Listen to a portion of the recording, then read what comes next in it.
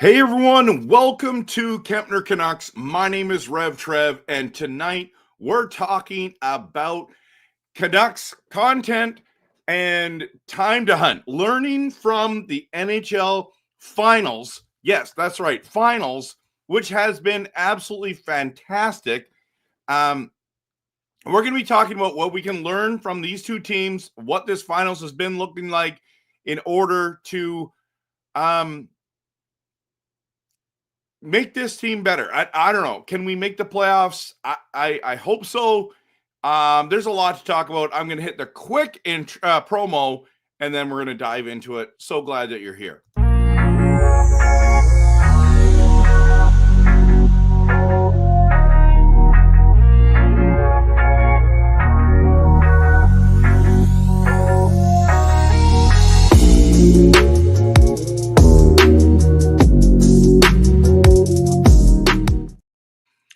Well, everyone, I don't know about you, but this NHL Finals has been so fantastic that I've been sitting there going, I wonder if this would be considered the greatest finals so far in history. And then because the first two games were in overtime, and then tonight, game 3, the Edmonton Oilers decided to, not that they didn't show up, but they played undisciplined. And next thing you know, it's over faster than you can say Brad Marchand. So what a series. What an interesting matchup. Tonight, actually today, I was talking with my coworker about the game. Everyone at work is talking about the series. Most people are cheering for Edmonton, and I understand why. I get it. Many people believe that it's very patriotic to cheer for a Canadian team in the Canadian Finals. You know me.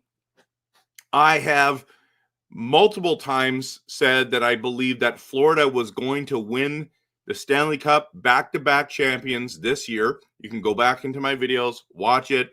The Kempner Canucks playoff pool, if I win, if Florida wins, I win the pool. If Edmonton wins, our beloved friend Shannon, she wins the pool. And that's what we're down to. So it's pretty exciting. It's honestly pretty exciting hockey. I mean, tonight was there was a lot of people that were complaining. And usually when your team loses, you complain about the reffing. But just watching what's been going on tonight, I think there was only, honestly, one real questionable call at the beginning. One might have been a bit of a dive by Florida. It was at the Nurse one where he cross-checked him in the back. Evander Kane had lost it. Verhaeghe's down on the ice, and he goes by him and hits him in the face with his stick. And you're saying, well, it's a love tap. It's just that stuff needs to be out of the hockey, everyone. It just needs to be out of hockey. So I just felt like the Oilers started going off the rails. And once the score went crazy, and Marchand and Bennett were just destroying them, they started unraveling, and everyone wants to fight. And, it's all of a sudden turns into fight night. But it's just very, very interesting. And so I've been enjoying watching this no matter who wins or loses. I mean, if Edmonton comes back and wins, this will be what I would consider a very epic series. Game 4 is always the most important game. Sorry, not the most important game. Always the closing out game is the most important game of the series, right? The clincher, right? But game 4 always seems to be a crucial one because it's either like you're winning 3-0 and then you're trying to finish them off, or you're tied, or no, you'll never be tied 2-1 or 2-2. You're 2-1 and someone's either going to go 3-1 or they're going to tie it up 2-2. Okay? I predicted Florida in 6. I think they're built for the playoffs. Obviously, I think the Oilers deserve to be there. They're fantastic. They're a great team. What McDavid and Draisaitl are doing are just absolutely stellar. and it's fun to watch. It's fun to watch. But that team is unbelievable. Unbelievable, that Florida team. 3 lines that can just roll and be effective. Lundell and Marchand, that is a fantastic line. That's got to be the best third line in hockey. And it's not close. But the speed, and that's the thing, right? So what can the Canucks learn from this incredible finals? Please post it in the comments, everyone. Between the Edmonton Oilers and the Florida Panthers, I think speed kills. I mean, think about it, right? Speed is absolutely crucial. And when you start thinking about our team, it's amazing to think about where we're at, what we're looking at speed-wise. I think that's one of the reasons why they went and got Hedl and Drew Connor, because O'Connor, that is, because the speed is so important, absolutely important. As much as we want to have Brock Besser back, and I love having him back, his speed isn't up to par. It's okay. Get him on the power play, do all those things. He's got just an ability to score goals. He plays physical. I love Brock Besser's game. But when you're looking at his team, you're looking at these teams coming up. Guys like Brock can't keep up with the speed of the Oilers and the Florida Panthers. This is lightning quick. It is unbelievable. And the grittiness on both sides is pretty incredible. Now, I don't know about you. I'm getting tired of watching Corey Perry play. This guy is something else. Like, honestly, something else. And it's hard to watch. And he's taunting guys, and then they're like, okay, let's go. And then all of a sudden he doesn't want to go. And okay. Enough said. And then, they're going after Bennett. I get it. He's playing the villain right now, but he's being effective. So just watching the physicality of both of these teams is absolutely impressive. And this is the thing why the Canucks getting Sherwood, and that's why I put him on the thumbnail, is like, that's the kind of guys you need to surround this team with. You get your stars, and then you get guys like that. And like the Connor Browns of the world. You know what I mean? Like, I mean, Matthew Tkachuk is really hard to find. That guy can score, can hit, can be gritty, can be a pain in the butt to the other team, can be an agitator. All the above, right? Very few people have his skill set and grittiness in the NHL. It's just a fact. So those guys are hard to find. In my opinion, we had one in JT Miller. He's gone, right? So it is what it is. We had a defenseman, a bruising defenseman in Zadorov, gone. Thing is, people say, well, he went to Boston and played terribly, and we don't need a guy who just wants to go pick up penalties. But when he was with Vancouver, he wasn't like that. He's only been like that. He played his best hockey with the Vancouver Canucks, and that's why it was hard to watch this team change and switch, because we went from this team that was hard to play against to this team now. It's like injuries and all that stuff. Like, are we still hard to play against? I don't think teams look at us with a lot of fear, Of course, we have the Quinn Hughes factor. Sherwood causes some problems for sure. But I like some of the guys, or what I'm seeing, the grittiness. Even Ratu, I like him that way. Plays a tough game. Garland plays with his heart on his sleeve every single shift, every single game. Höglander, same thing. Smaller guys playing with massive heart. I like having a guy like DeBrusk. He's got decent physicality. Okay. Had a career year for us. So when you're just looking at this team, you're like, okay, what are we? Where are we similar? We were close last year. We were very different last year than this year, and it's tough to watch, right? And a lot of people are like, RevTrev, you should be cheering for Edmonton.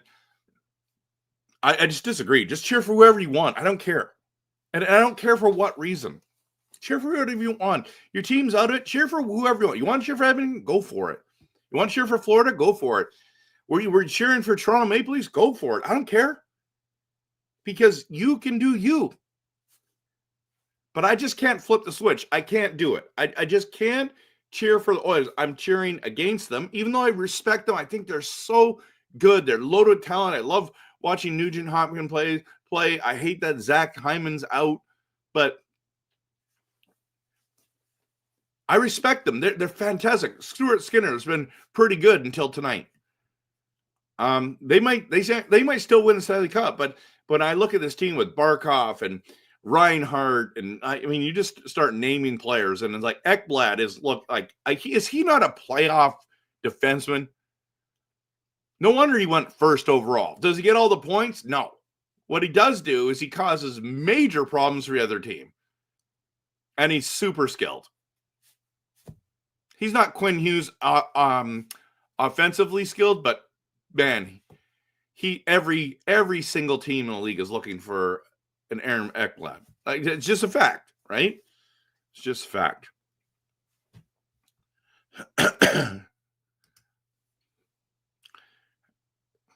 Then we see every single year, every single series, people overreact.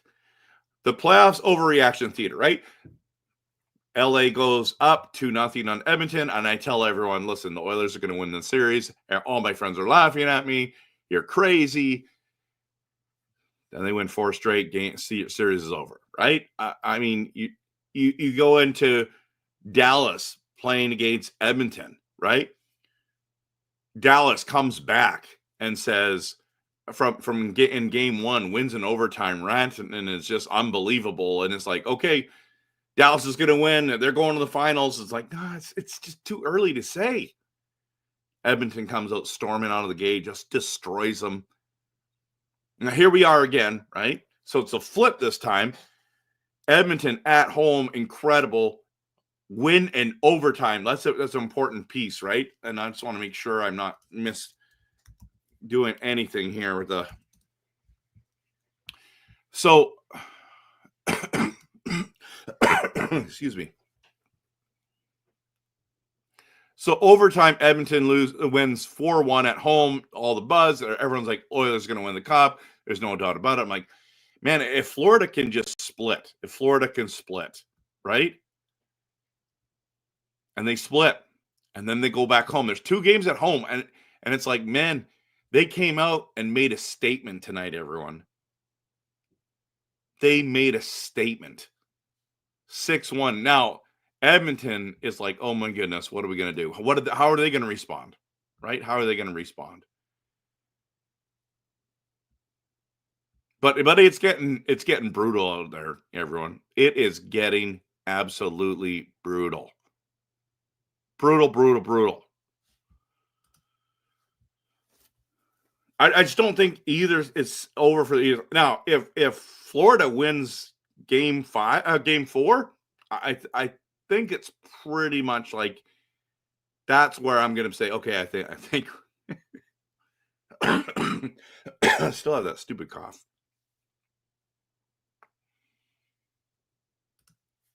So lessons from the Oilers. I want to dive into some comments. We're going to talk about Canucks trade talks tonight. I've got a unveiling of a jersey here tonight. Let's dive in. Okay. Marcus is in the building. Mark, good to see you. Eugene, penalties killed game 3 for the Oilers. I agree. Ruben says tonight's game was sad. It depends who you're cheering for. So obviously you're cheering for the Oilers. I was pretty happy about that. By the way, so going back to my talking with my coworker, he's a Flames fan. I'm a Canucks fan, and we're both cheering for Florida, right? Everyone else in our at our works cheering for Edmonton, like everybody. And I said, I hope it's a good game tonight. And he's like, of course it's going to be. They just went overtime twice. I'm like, I don't know. Maybe Florida wins 6-1 tonight. And then, Oilersville is melting down and they think whatever. And it's like, and then I wasn't predicting that they were going to win 6-1, but I'm like, something like that could happen. And it literally did. Connor says, for Edmonton, yes. For me, I loved every second of it. So here Connor is cheering for Florida. Why isn't the next game on Wednesday? They spread it out on purpose, Brian, to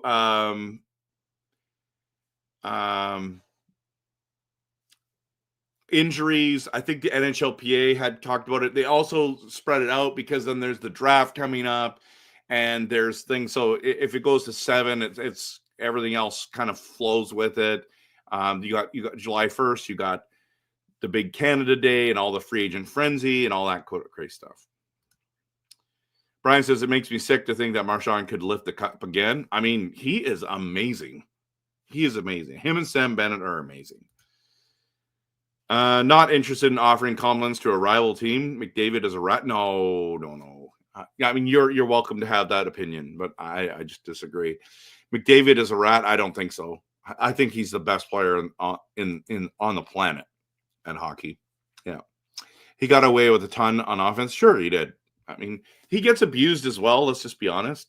Japan Force in the building says the series is over. 77% chance who win Game 3 wins Stanley Cup. Did not know that. It's interesting. Connor said tonight's game showed that when they face real opposition, they go off the rails, and you have to wonder why no other team thought to do it before. I don't think other teams could. I honestly think the Edmonton Oilers are this good. Like, as much as I'm cheering for Florida, let me be very, very, very clear, everyone.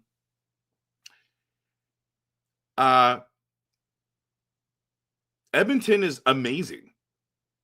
They're absolutely amazing. It would be devastating for their fan base if they go down. They lose back-to-back finals. Like that would suck, honestly. And I would feel bad for Oilers fans, especially those that are friends of mine. I would feel bad for them. But you got to earn it. You don't win by just showing up. You got to do it, right? Bully them, unsettle them. Yeah, it's easier said than done. I think Dallas tried to do it. They got their butts kicked. LA was the only team that gave them a good run for their money, other than Florida. Need 3 good lines and speed kills. Absolutely. Also, an agitator is also needed. I agree. AHL Skinner showed up tonight. Jack says, whenever I laugh, I cough. Florida also showcasing size. Yeah. Oh man, excluding Marchand. But Marchand is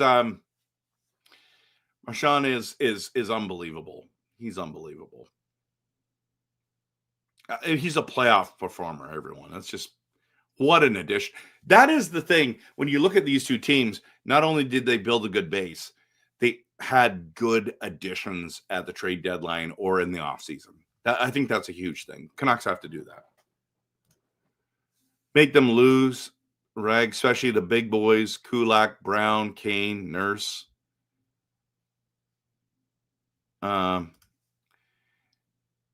Bintang Warrior, member for 8 months. Number 1 takeaway, win if you can, lose if you must, but always cheat. What? Who's cheating? Who's cheating? Perry will be best remembered for losing 4 times Cup finals. Think about that. He'll be remembered more as a bridesmaid than a winner, but he's still a winner. He's still a winner. He's still a winner. Never thought I would say this, but I respect Marchand over Perry. I know. Everyone's saying that right now. Soon to be 5 times. Yep, I agree. Simon, how do you write the NHL, the Canucks farm team going to the finals? Man, it is so. Is it the Florida Panthers farm team? If that's the case, that is amazing. And here's the other thing about the Avalanche, and I'll probably say it in other videos, is it's crazy to think at this stage that the Canucks everyone's like, they don't have a good farm system. They don't have good people. I mean, they're proving the world wrong, everyone. She Loves is unbelievable. Well, there's a huge thing of what are we going to do with She Loves, right? I'm going to remember him for that false rumor with Connor's mom. Oh, boy. Awkward. Losing Zadorov was a big loss. We need a proper enforcer in defense. Whatever anyone says about him in Boston, Big Z is perfect when he played for us. Yep. Marchand and Tkachuk on the same team is just too much. Popeye, great point. I'll never cheer for a rival team. I don't care if they're Canadian. I think that's valid. I would never want another Canadian team to win before Vancouver. Yeah, I hear what you're saying. I don't know. Obviously, I feel the same way. I want Vancouver to win, and that's about it. But again, it's not wrong to cheer for them. Besides, cheering for the Canadiens in Florida suits me down to the ground. And Reinhardt is something special for sure. Edmonton has more Canadians than Florida. I think they have 17, and then Florida has 9, but still 9's a lot. Speaking of Dallas, hearing they may snag Malhotra after his place run for their. Oh man, wouldn't that be crazy? I will never forget that high stick on Hughes in the playoffs.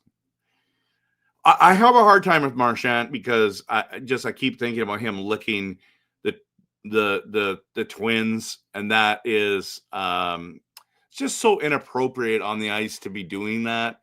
It's something that I'm just like, and they should have fined him for it. They shouldn't have just warned him. They should have fined him. It's just unacceptable, right?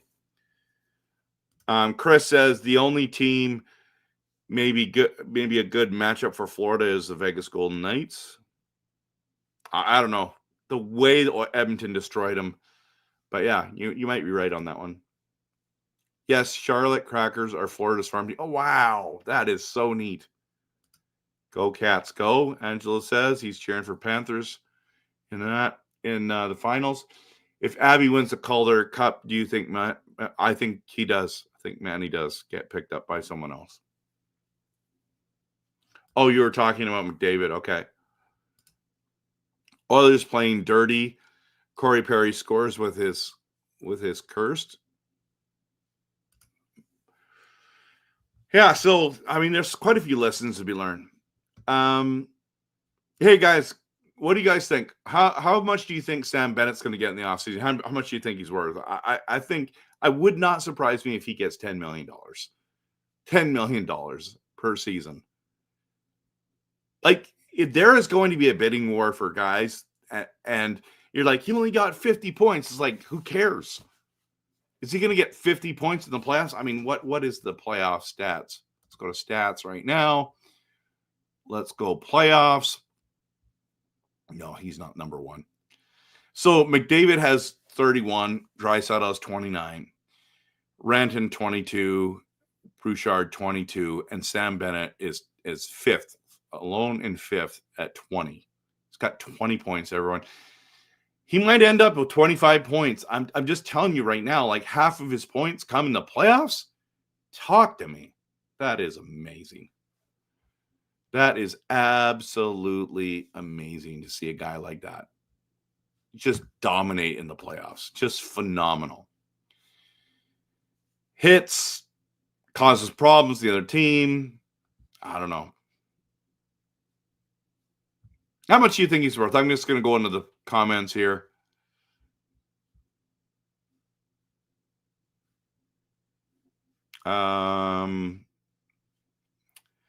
Angelo says, I think that he thinks he's going to get 13 million. Zafari Bear says, I'd basically give him JT Miller's contract for Bennett. I think he's going to get a minimum of that. Or you can't, I don't think you can offer him 8 years. I think you can offer him 7 from an opposing team. And then JT Miller's contract. So it'd be 8 times 7. I believe I think he's getting 9 or more. Like, honestly, he's getting 9 or more, or he just stays in Florida for less. I can't stand Perry, but you got to admire him at 40 doing 63 playoff games. That's true. Got to give him some respect for that. I would give Sam Bennett 5.5 million. He's no EP4. Bennett will definitely get his dough no matter where he plays. My bet is he gets at least 10 million cap here. It feels like that. I think I'm more with Mark here. 9 at least. I think I'll do the safe bet there. All right. I want to talk about Canucks trade rumors in just a second, but I want to show you. Now, some of you saw this on my stream before. I ordered this from Lids, and I got it in, but it was the wrong size, so I sent it back. But my Bertuzzi jersey came in, everyone. Came in. So it's back. It's back. So this thing is gorgeous. Where you can open I can open it from the bottom. So I'm excited about this. Totally excited about this. And what I love about it is this part. You can't see it really well on here. Maybe I can get it to... No, you can't. Around here, it's literally like like the LA Kings and their silver like sparkles. It's not sparkle, but like it's you know what I'm saying. All the way around in the inside and everything is the thing. And you can get this. I've been seeing them all over the place. You can get a Naslin one. You can get the old school Trevor Linden skate one. You can get the white Ojic one. That's the next one I want to get. But look, these are nice. Around the A, I think you can see it a little bit better there. No, I don't think you can. So it's again that silver. It's just absolutely gorgeous. Look at this. Again, just gorgeous. It is so nice. So I'm so grateful to have this one. I just always wanted a Bertuzzi jersey. You know what I'm saying? Always wanted one. So, oh shoot. Oh, I don't want to wreck that. Okay, I didn't wreck it, but I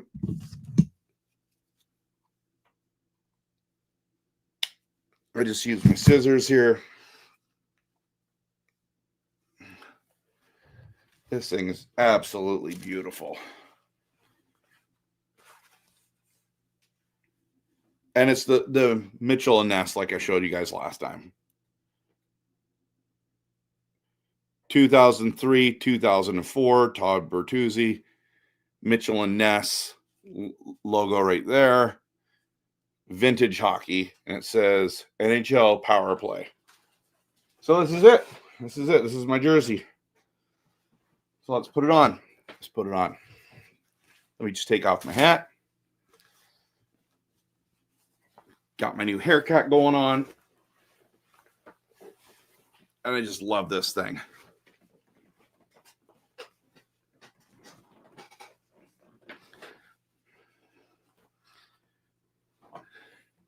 It's kind of hard to put a jersey on when you're sitting down. This hat looks like it's black, right? New Era one. I think it's the same color. It looks the exact same color as this. It looks black on the screen, hey? Like that is the blue. I'm loving it. Da, da, da, da, da. I'm loving it. I'm thinking about putting the Kempner Canucks logo right here. Be cool. What do you guys think? Let me know.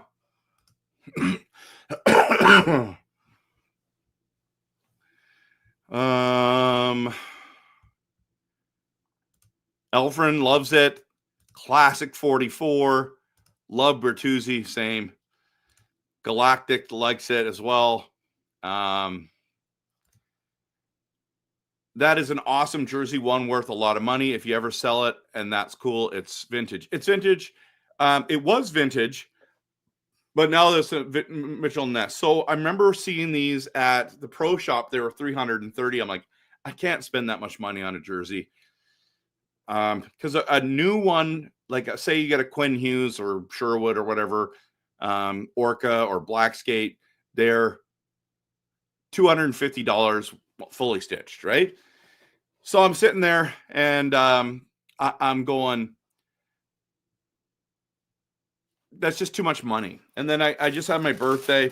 And many of you know the story, so if you've heard this before, you can hold down on the screen and make this 2 times fast. But I got $215 in gift cards for my birthday for lids. And these are on not for 330, but for 300 and for just 300. And then I'm like, when they go on sale, I'm going to buy one. So it went on sale 20% off, bought one. I think it came out to be $239, and it's cheaper than buying a Canucks jersey. That's today's one at $250. So I'm like, okay, I'm going to get it. Got it. It got way too big. I'm like, I'm going to go. I exchanged it. And if you exchanged it and you say you want just a gift card return, they'll pay for your shipping, free shipping. So once they received it, they gave me a gift receipt. And then they went on sale again a couple weeks later, 25% off. So I end up getting this for $224 or something like that. It was crazy. I think with taxes and shipping and everything, it was $268 shipped to my door. Very happy with this jersey. Like I absolutely love it. Absolutely love it. It's pretty cool. So thank you so much, all, for not like it. Bing Tangware, this is the nicest thing you've ever said to me. Sorry, you're talking about the jersey. I think it looks good on me too, though. You know, I'm just saying, right? It is absolutely stunning, in my opinion.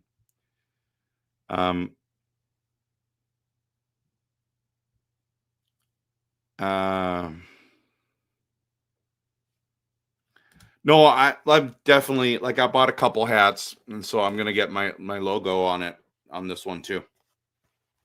So that is the plan. That is the plan. So yeah, the hockey sticks on the shoulder is pretty cool. Coach Rob is in the building. Hello.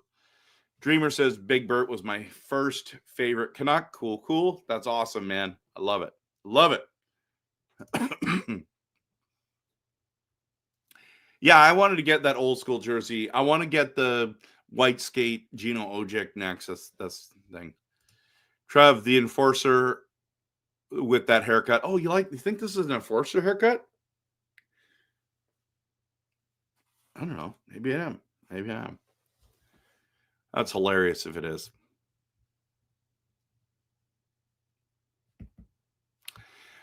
Okay, let's talk about Canucks rumors, everyone. There's a lot of trade rumors flying around right now. Absolutely a ton of trade rumors flying around. You were talking about Josh Norris's name is now coming up again, that apparently they were very close at the trade deadline to get him. The trade rumor with Buffalo is still floating around, and I still think it's just a massive trade rumor that's not going to happen. Let me just bring it up on my phone again. I think it's the JJ Pekara one, if memory serves me correctly. Yeah, here it is right here. So now, did I bring it up? Maybe I put it here. No, I didn't post it.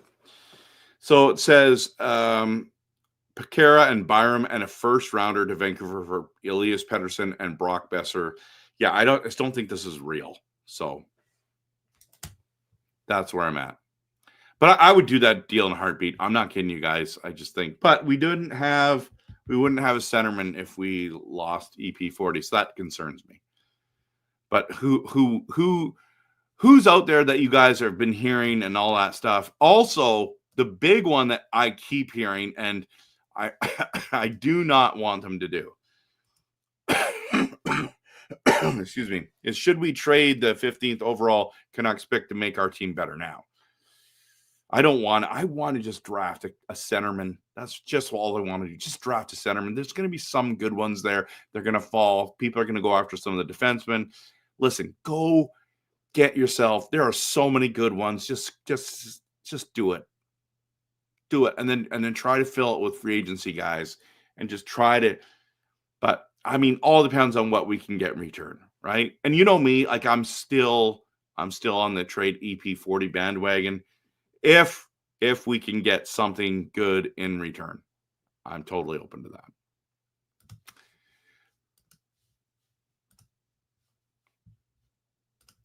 Yeah, Josh Norris has a concussion history. That would be great. I'm not sorry. That'd be concerning because Hedel, same thing. Saw Ottawa wants to sign Besser. I of course imagine I think he would do great there. And if we trade the number 15 pick, it would be a part of a package. Absolutely. I'm confused about Byram. Canucks talk. He's a left-handed shot defenseman, which we already stacked at. We desperately need forwards. Defensemen. We chilling. Well, if you can get JJ Pereira, that's the forward you're looking for. But yeah, Angela, I can see them. A lot of people want the Horvat deal because I think they're gonna get Misha in the draft. I don't think they're going after Schneider. I think they're gonna go, but if they go Schneider, then you're gonna keep Barzal and Horvat down the middle. But if not, you might be able to get Barzal for something. And I like Barzal. He has a hard time staying there too. But I'd love to have Norris in Vancouver as well, as long as he stays healthy, of course. Looking more like trade, none of the tops went to the draft combine. Yeah. Interesting, hey? Well, why would they? You don't want to lose your spot. You don't want to go up or down because you can go up, but Byram is expensive though. No point in giving the up asset for him. JJ Pereira, though, yeah. Byram isn't expensive yet, but his contract comes up. That's why they're having issues in Buffalo.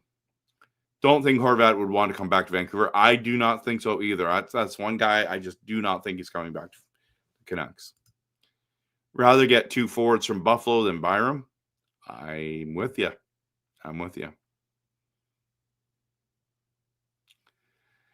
But it depends which forwards. I mean, I just want Tage Thompson. That's the guy I like. I mean, in trade value for Byram, yeah. It's interesting, isn't it? There's a lot going on. Would you trade Besser to Detroit for Michael Rasmussen? First of all, Besser we have his rights, but he would have to it would have to be a sign and trade deal, something like that. I don't think this deal happens, but if it does, Rasmussen, I don't know if I know tons about him, and to be honest, so I'll just bring him up. I won't pretend like I know it, okay? Michael Rasmussen. Okay, let me just bring this up on the screen so everyone else can see it as well. So I'm not just talking to you about something that I'm looking at only. All right, so Hockey Reference has him as a center left winger, 6'6", 220. 26 years old, first round, 9th overall. Obviously, he has not panned out. 77 games, everyone, 21 points. That's terrible. I mean, yeah, I would do that. Where's his hits? Only 141. Well, that's okay. He just has done hardly anything in the NHL, everyone. Yeah, I mean, if you're going to trade the rights for it, let's now go to Puckpedia. And let's go to Detroit. I want to know what his contract must be. A UFA, right? 3.2 million. It's a lot of money for a player who's not producing. I mean, I want Larkin. That's the guy I want. But would I do that deal? Probably. I don't know. 3.2. Maybe. I don't know.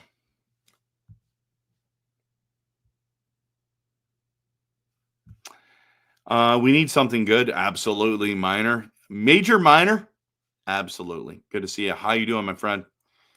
What about Isaac Howard? Tampa Bay has no draft picks and he hasn't signed. You've said that many times before, and I'm open to it. Yeah, I just heard that too. That was guy from the province. Why? I can see his face. I can't. He was the one. I believe he was the one that was saying that if it wasn't it him or was it who was saying it? Sorry. Gotta go on Instagram. Is that the one? Can't remember who was saying it. Yeah, I don't really remember who was saying it. But in saying that, if Hughes, it's kind of a safety net if Hughes ends up going. Yeah, Rasmussen is a Vancouver boy. That's pretty cool. Also, fellow American, so Hughes will like him. If someone's American, Hughes likes him, or does he know him? What about trading for Bratt to replace Best? I love that guy. I mean, they're not going to let him go, right? But I think he signed an extension February 2024. Okay. Chris, if Quinn wants out, we're rebuilding. I agree. It'll be like Chicago getting a ton of draft picks. Byram is literally the same age as Quinn. Makes no sense at all. What about some Leafs? They had a gutful of their decor for. Yeah, I know. I think they're the most interesting storyline going into this offseason. I think they're going to make changes. Connor says, to be fair, he's part of a team, isn't working under the failed Yzer plan. Yzerman is he was one of the best in NHL history. I have him probably in my top 10, if not for sure my top 15. But yeah. Yeah, he's playing on third line. That's why he's supposed to give him more minutes. He'll do good. Maybe. I mean, on a bad team like Detroit, why isn't he getting more minutes? That's my biggest thing. Bratt would be awesome. What do I think about the Vancouver rumors, in your opinion? Some of them could be true. I think the Norris coming to Vancouver was close. I think that's a true one, but it's just, I'm guessing. I haven't heard anything from any insiders. Oh, he also plays center and left wing. Byram can play right. He's a right shot defenseman. He is? What? Since when? All right. Now I got to go look at it. Bowen Byram is a left shot defenseman. He's left. He's not right. Yeah. That's official. Yeah, Sekeres, it was on Sekeres and Price for sure, Jack. So I couldn't remember the guest they had on. That's what I was trying to remember. Let's imagine Abby Canucks win the Calder. Does management bring up like 5 of those guys? Could have a lot of cheap upside. That is a great point. Definitely could. Definitely could. All right, everyone. I was in the Okanagan this weekend. That's why I made that video, that YouTube short, or reel, depending where you saw it. I didn't get home till last night because the flights got delayed in Vancouver till 1:40 a.m. So my wife and I had landed in Comox, drove down to Nanaimo, and got home at 1:40. So I've had a long day, not a lot of sleep. So I'm going to call it a night. But thanks everyone for being here. It's time to hunt. I'm loving this series. It's going to be interesting. We'll see how it goes. Appreciate each one of you being here. And thanks so much. Thanks so much, everyone, for taking the time to hang out with me. I really appreciate it. I don't take you for granted. So have a good night, and we'll talk later on this week. Go Canucks, go!